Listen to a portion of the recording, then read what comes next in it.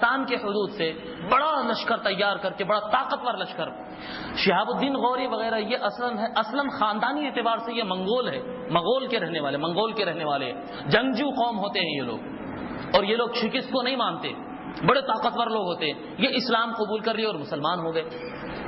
حضرت شہاب الدین غوری رحمۃ اللہ علیہ اپنا بڑا لشکر افغانستان میں تیار کر کے ہندوستان پر حملہ کروائے، بڑا طاقتور حملہ کرائے۔ یہ کون سا زمانہ ہے؟ یہ خواجہ معین الدین چشتی رحمۃ اللہ علیہ کا زمانہ ہے، جب آپ اس علاقے کے سلطان الہند بن چکے، وہ زمانے کی بات ہے۔ شہاب الدین غوری رحمۃ اللہ علیہ اپنا لشکر لے کر یہاں پر حملہ کیے، اور یہاں پر دہلی پر حکمرانی تھی اور راجستھان کے علاقوں میں فوجیں تھیں پرتھوی راج جس کے نام سے میزائلز بناتی ہے گورنمنٹ، پرتھوی راج کی یہاں پر حکومت تھی، اور بڑا طاقتور لشکر تھا پرتھوی راج کا بھی۔ اور شہاب الدین غوری کو اندازہ نہیں تھا، شہاب الدین غوری کئی علاقوں میں فتح کر چکا تھا، ایک بڑا طاقتور سپہ سالار تھا، لیکن ہندوستان کی فوج اتنی طاقتور ہوگی اس کو اندازہ نہیں تھا۔ جب وہ اپنے لشکر کو لے کر یہاں پر آیا اور راجستھان کے کچھ علاقوں میں ٹکراؤ ہوا، جنگ ہوئی، تو دیکھ کر پریشان ہو گئے شہاب الدین غوری کہ پرتھوی راج کا جو لشکر تھا اس کے سامنے 300 ہاتھی ایسے تھے، جو وہ رولر ہوتا نا، روڈوں کے اوپر چلانے والا رولر، وہ رولر کی طرح فوجوں کے اوپر چلا دیتا تھا ہاتھیوں کو۔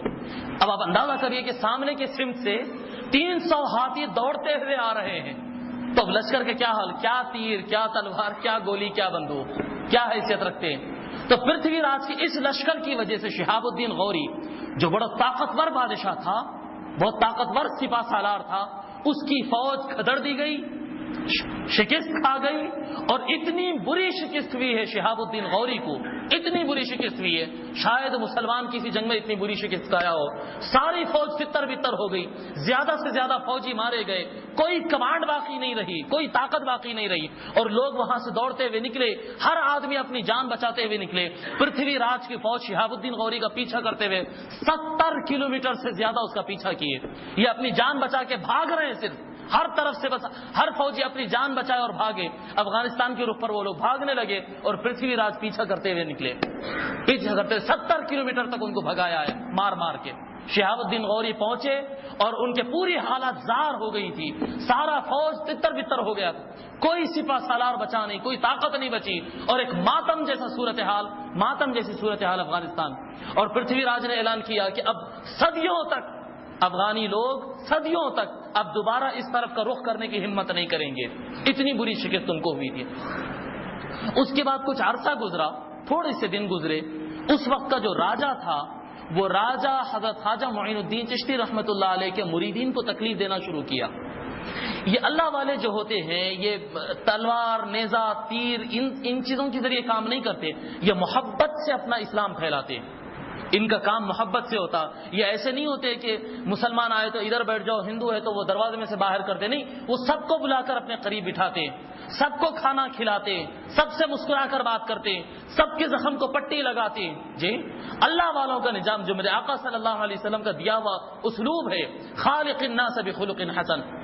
آقا صلی اللہ علیہ وسلم فرماتے جو انسان ہو اس کے ساتھ اچھے اخلاق سے پیش آؤ، یا اپنے لوگوں کے ساتھ اچھے اور دوسروں کے ساتھ سخت نہیں، خالق الناس بخلق حسن، چاہے وہ مسلم ہو یا کافر ہو، ہر ایک کے ساتھ اچھے اخلاق کے ساتھ پیش آنا، ہر ایک کے ساتھ بھلائی کا معاملہ کرنا۔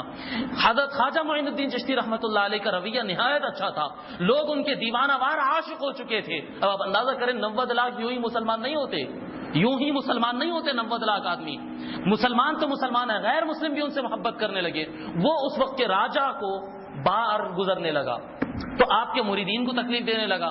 حضرت معین الدین چشتی رحمۃ اللہ علیہ بول بھی جائے بادشاہ کے پاس کہ کیوں بلا وجہ کیوں ستاتے، ہم کیا تکلیف دیا آپ کو، کیا تکلیف دی ہے، کیا کر رہے ہیں ہم آپ کو؟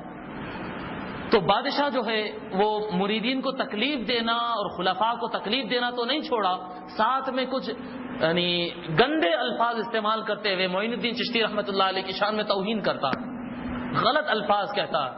جب وہ پلٹ کر خبر معین الدین چشتی رحمۃ اللہ علیہ کے پاس آتی ہے کہ بادشاہ نے مریدین کو تکلیف دینا تو چھوڑنے کی دور کی بات، الٹا آپ کو بھی گالی گلوچ کیا ہے، بد کلامی کیا ہے، تو پھر اس کے بعد خواجہ معین الدین چشتی رحمۃ اللہ علیہ خاموش ہو جاتے۔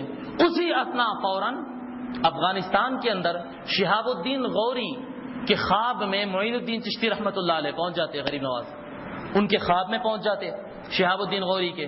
اور شہاب الدین غوری کا حال یہ ہے کہ اب لشکر کو مرتب کرنے، دوبارہ لشکر بنانے کے لیے، دوبارہ تیار ہونے کے لیے 5-10 سال کا تو وقت چاہیے.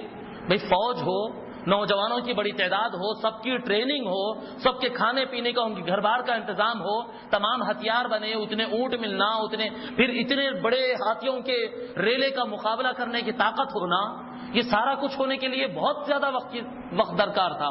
لیکن معین الدین چشتی رحمۃ اللہ علیہ، خواجہ غریب نواز، خواب میں آ کر شہاب الدین غوری کو کہتے ہیں کہ شہاب الدین غوری، ہندوستان کا رخ کر، اللہ تیرے لیے فتح لکھا ہے، بس آ جا. خواب میں آ، بس ایک نورانی چہرہ ہے. یہ پہچانتے تو نہیں تھے معین الدین چشتی رحمۃ اللہ علیہ کو، یہ رہنے والے افغانستان کے، یہ رہنے والے ہندوستان کے. جیسے خواب میں آتے وہ نیند میں سے بیدار ہوتا، پریشان ہو جاتا کہ کوئی اللہ والے مجھے ہندوستان کی طرف آنے کا اب آرڈر دے رہے ہیں، جبکہ لشکر کا حال تو تتر بتر ہے، کوئی لشکر ہی نہیں ہے ہاتھ میں، کوئی لشکر ہاتھ میں نہیں ہے.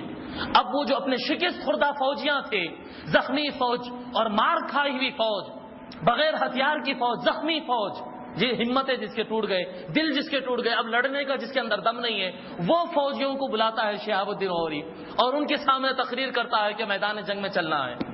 فوجی بولتے ہیں کہ نہ ہتھیار برابر، نہ زخم برابر سوکھے ہیں، نہ ہمارے اندر ہمت ہے لڑنے کی، اب کیسے چلے وہ بھی وہ لشکر سے مقابلہ کرنے جو ہمارے اتنے طاقتور لشکر کو تہز نہز کر دیا تھا، اس سے ٹکرانے کے لیے. شہاب الدین غوری کہتے ہیں کہ دیکھو، پچھلی مرتبہ گئے تھے ہم اپنے طاقت کے بلبوتے پر، اب کی بار جا رہے ہیں تو ہم اپنی مرضی سے نہیں، اللہ والے نے ہم کو بلایا ہے.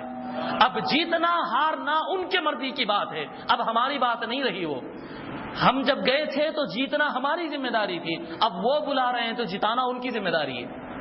اب ہمیں کچھ نہیں کرنا ہے، بس اللہ والے نے بلایا، چلنا ہے. وہ ایک لشکر کو لیتے جو پچھلے لشکر سے نہایت کمزور تھا، نہایت کمزور لشکر، وہ لشکر کو لے کر دوبارہ آتے اور یہاں پر دوسرا لشکر تیار ہو جاتا. جیسے یہاں کے راجا کو اطلاع ملتی کہ افغانستان سے پھر لشکر آ رہا، شہاب الدین غوری دوبارہ پلٹ کر آیا، تو اس مرتبہ اس علاقے کا راجا اور طاقتور فوج کو تیار کرتا. ان بولتا کہ اتنا جلدی ریٹرن، اتنا جلدی تیار ہو کے واپس آ گئے. 1 سال کی مدت نہیں گزرتی، شہاب الدین غوری اپنے لشکر کو لے کر دوبارہ آ کر کھڑے ہو گئے.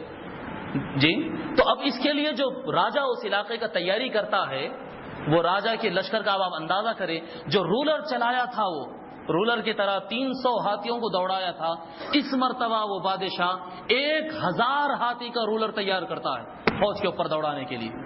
اب آپ اندازہ کریں کتنا طاقتور، 1000 ہاتھی اگر دوڑتے ہوئے لشکر کے اوپر آئیں گے تو کیا حال ہوگا لشکر کا. کون سی طاقت ہوگی جو اس لشکر کا، ان ہاتھیوں کے طاقت کو روک سکتا ہے، سیلاب کو روک سکتا ہے.